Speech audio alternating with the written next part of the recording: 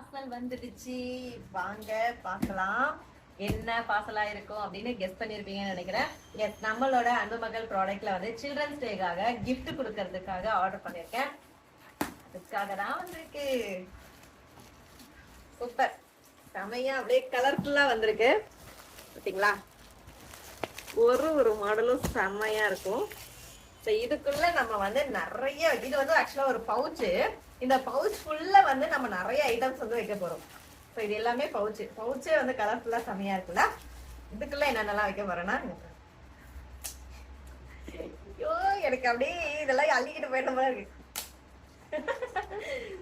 நிறைய பேருக்கு பிடிக்கும். நான் சின்ன வயசுல இதை வச்சு விளையாடிருக்கேன். எத்தனை பேர் இதை வச்சு விளையாடி இருக்கீங்க அப்படின்னு சொல்லி கமெண்ட்ஸ்ல சொல்லுங்க. இதுவும் வந்து கலர் கலரா டிசைனா இருக்கு.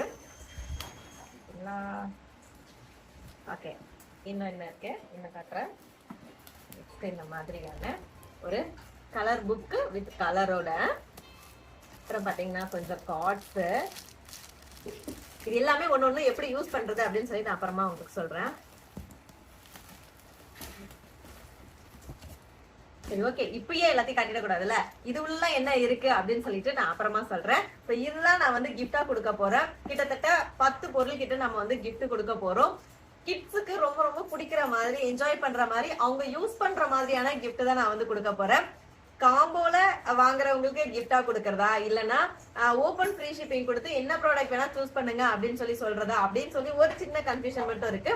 6 மணிக்கு மேல நானு இதுதான் ஆஃபர் அப்படின்னு சொல்லி நான் அனௌன்ஸ் பண்ணிடுவேன். ஆனா இதுதான் கிஃப்ட்னு நான் சொல்லிட்டேன். ஒரு பவுச்சுக்குள்ள என்னென்னலாம் வரும் அப்படின்னு சொல்லிட்டு டீடைலா நான் நெக்ஸ்ட் வீடியோல சொல்றேன். கிஃப்ட் பிடிச்சிருக்கா, நீங்க வந்து ஆசைப்பட்ட மாதிரி இருக்கா, உங்க பிள்ளைங்களுக்கு ரொம்ப பிடிக்குமா அப்படின்னு சொல்லி கமெண்ட்ஸ்ல சொல்லுங்க. இருப்பதை வைத்து இன்பமாக வரலாம். தேங்க்யூ.